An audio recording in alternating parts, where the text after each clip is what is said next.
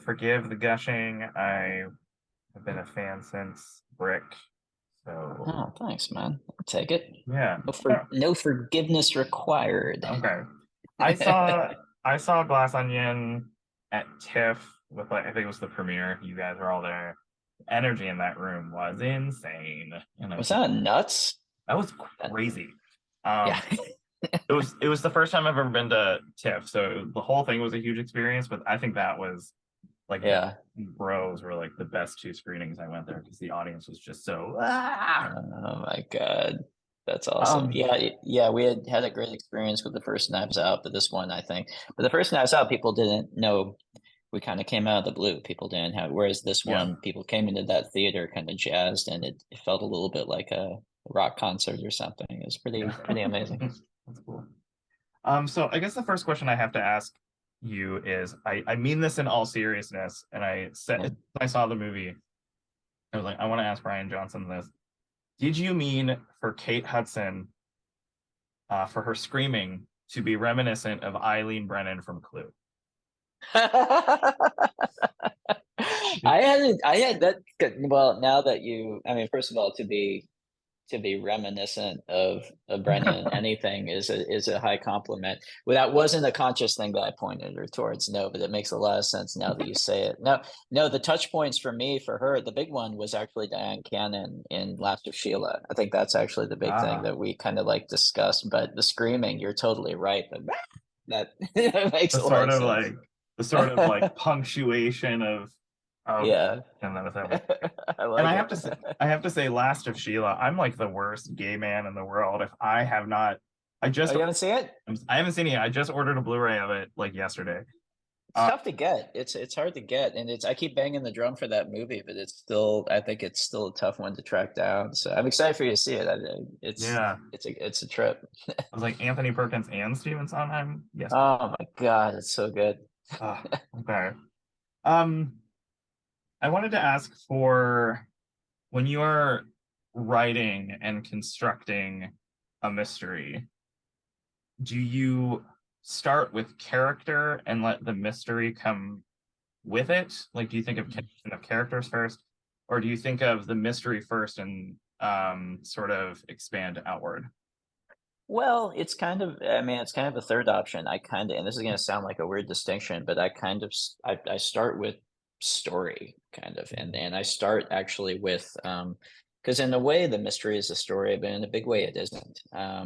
I think a big part of my approach to writing these things is to kind of recognize up front that clue gathering and solving and the notion of whether or not the audience solves it is never going to be a foundation you want to build your house on in terms of Hmm. keeping the Yeah. audience entertained. And so both with the first movie and also with this, I start with the dramatic construction of what is a interesting structure I can do, almost more like a thriller structure that's going to Hmm. give the audience somebody to care about, put them into peril, and keep the audience hooked into it. And then the mystery kind of builds on top of that.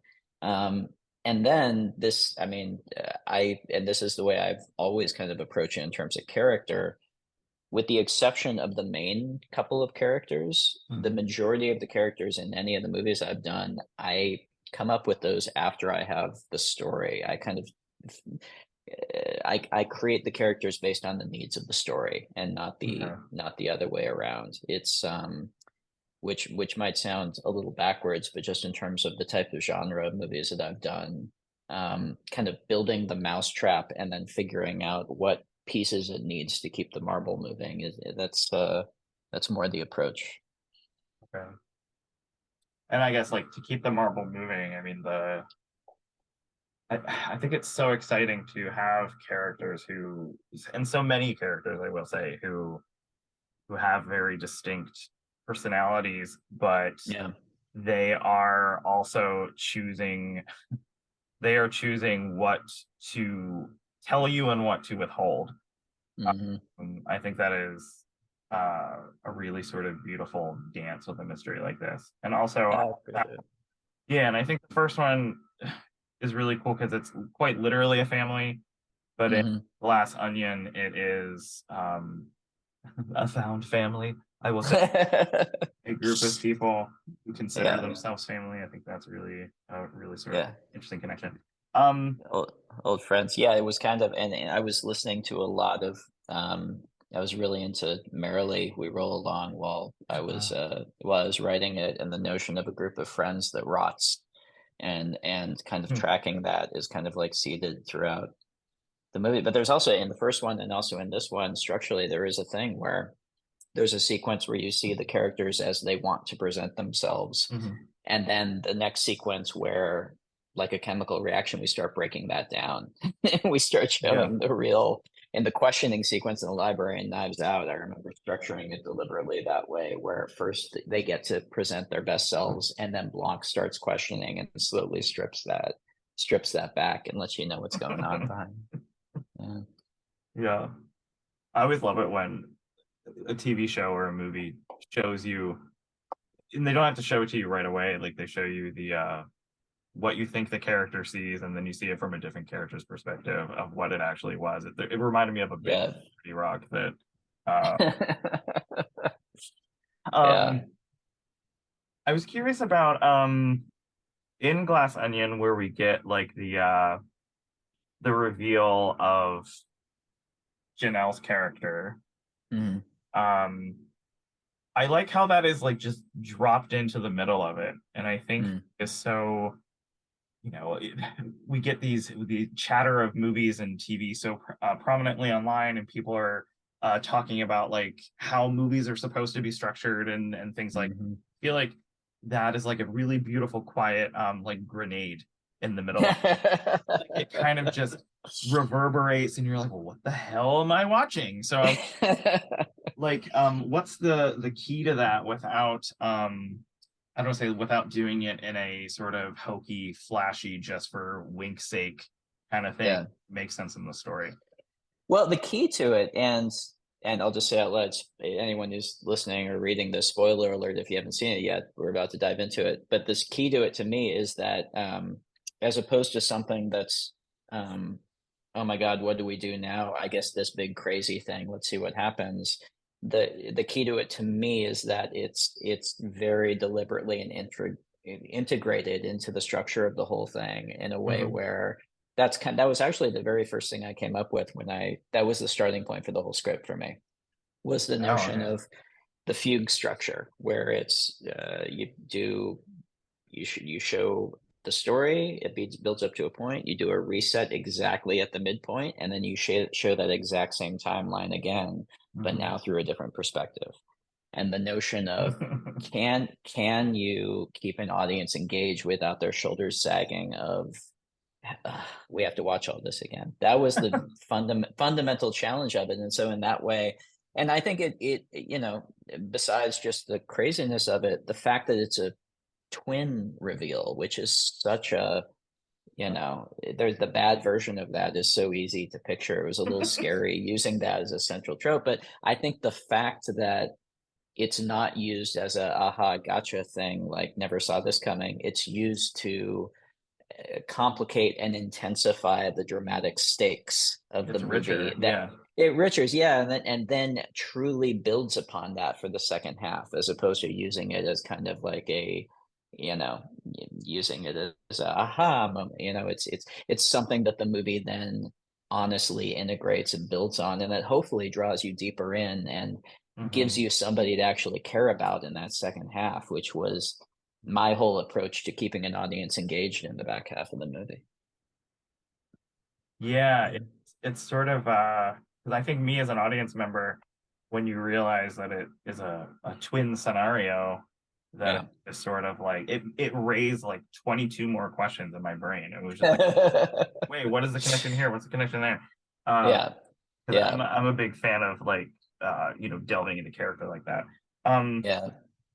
in terms of Benoit Blanc, um, who I mean, just in two movies, I mean, what a great classic character already.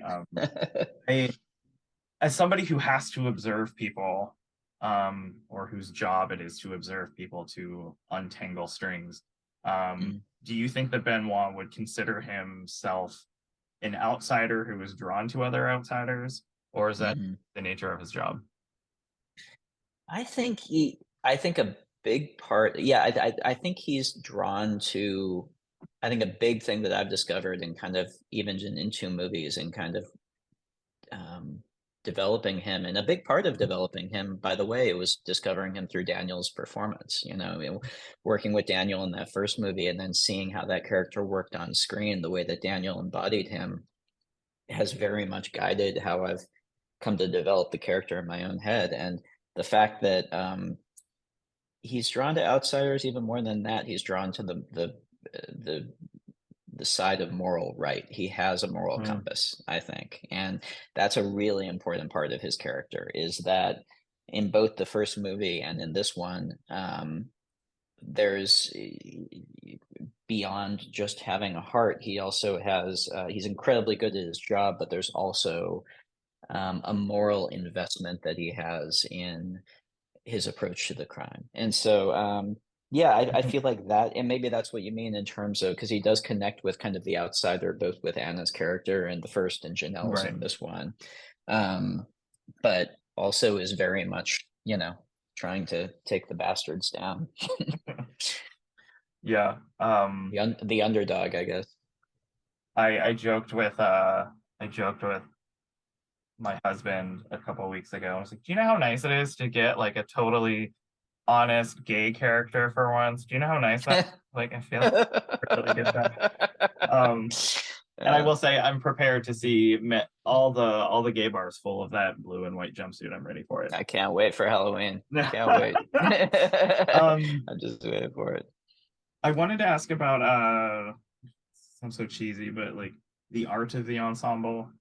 Just Yeah. because, we get all these people that are really excited about, ensemble anything, and then they start Mm. very lovingly throwing out, names of everything, and which is wonderful, which is great. I love when people talk about that. But I feel like there's Yeah. a certain specificity and art to that style of acting, and a sort of Yeah. the push and pull is needs to be sort of seamless, and you can't see it. So I was wondering for you as a director, and since you also write the script, how that may look on the page versus working with Mm.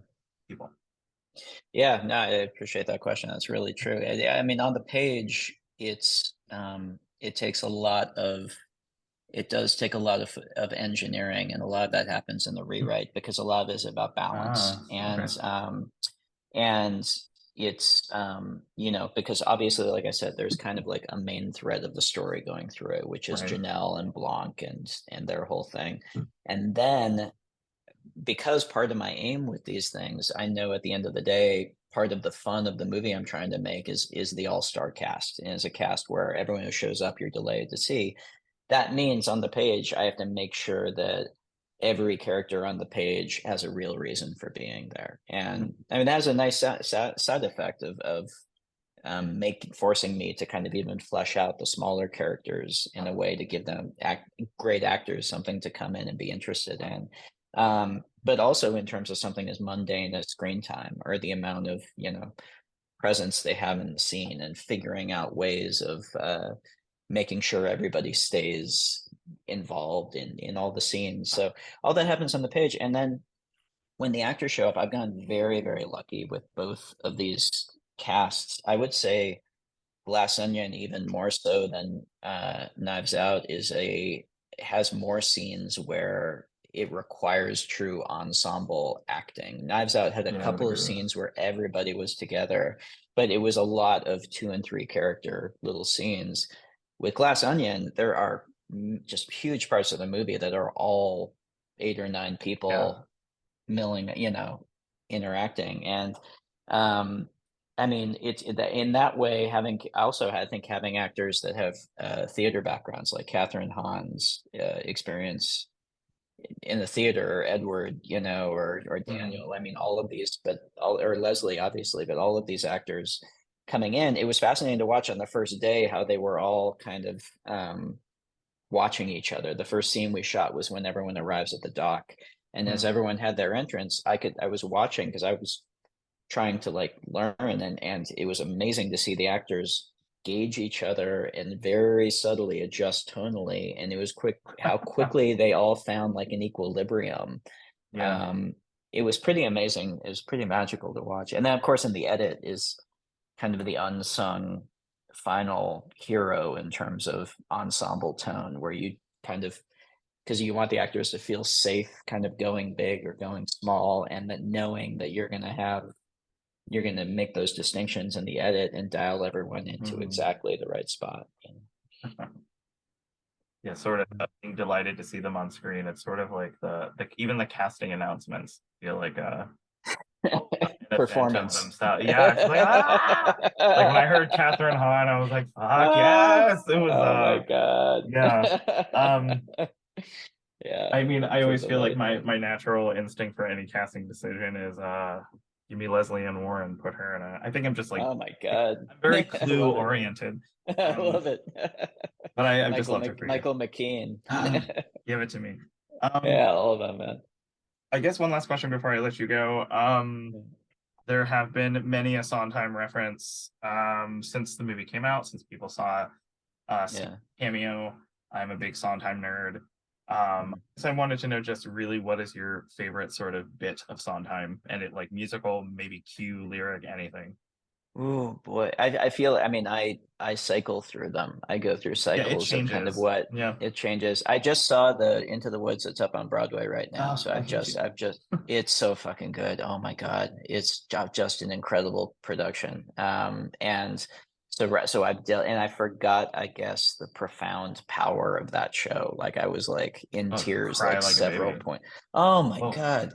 And so I've been diving back into that recently. Like I said, when I was writing the first one, the reason that Blanc does that bit of losing my mind is because obviously I was listening to Follies when I was writing the first one. And this one, there's a bunch of lyrics from Merrily that are kind of hidden throughout the script of Glass Onion, mm. actually. And when Hugh Grant opens the door, you can see a Merrily poster on the wall behind him. So I was listening, I had just seen, yeah, I just kind of really dove into that one. So I went through a big phase of that. So it's hard for me. It's really hard for me to pick Yeah. a to pick a favorite. I do come back a lot to especially when I'm in kind of the craziness of prep. I come back to putting it together. I come back to from Sunday in the Park, Yeah. and I remember in Star Wars, yeah. Every time I start to get defensive, I remember lasers are expensive. That's a really good centering Oh thoughts to God. have while when you're making a movie of any budget Oh level. God. That's great. Yeah, I'm saying I'm mad I'm missing Into the Woods. I just got tickets to go see the new Sweeney. Oh, what is the new Sweeney? What's the deal with that? I haven't heard of Oh, it. it's Josh Groban's gonna be Sweeney Todd. It's Oh, Josh Groban wow. and Annalee Ashford and Gate Matarazzo from Stranger Things is playing Toby. I think it's Interesting. been previews in February, Oh, wow. and then I'm mad I'm gonna miss it before because the revival of or the what is it City Center Encores of Merrily We Roll Along is transferring. So I'm mad that I'm I was just, yeah, I'm doing a New York trip right in the point where it just uh, closed off, and before it no. opens, I'm like, but I might try and get out there to Yeah. see it. That's a show that I keep. Yeah, I mean, I don't know the music. I love the music. I love the show. It's such a weird, dramatically, it's this weird kind of. I'm not sure if it actually works, but at the same time, I love it Yeah. so much. You know, it's like yeah, it's a weird It's amalgam. like the parts Yeah, of it are very fascinating, especially with the different yeah, precisely. Yeah, and uh, conceptually, like I zoom back from it outside the narrative experience of sitting down watching the show, like it feels so powerful. So I yeah. don't know. I'll see every new production they ever do of it though. Yeah. Yeah. All right. Well, thank you so much, sir, for your time. I love it Yeah. much. I can't wait for there to be 82 of these. So, I'll try. yeah. All right, Thank you, man. sir. Good Well, luck. Have a good thanks day. so much. I appreciate Bye. it. Take care. You Bye. too.